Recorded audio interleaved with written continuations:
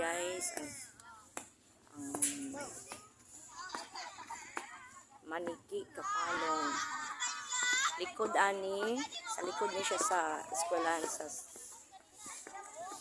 National High School Kapalong. So very nice place guys. Kani mga estudyante nila guys.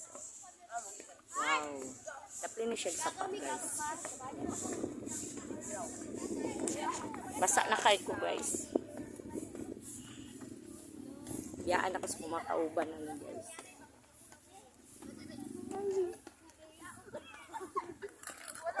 Ayan.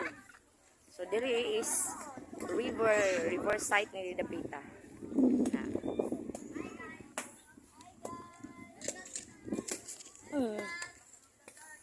Vlog jud ni.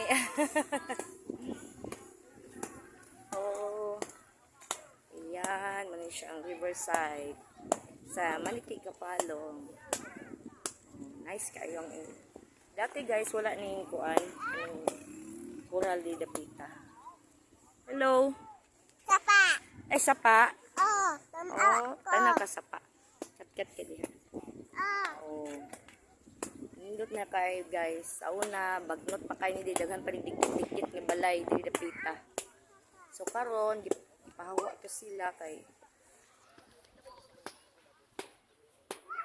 collapse na.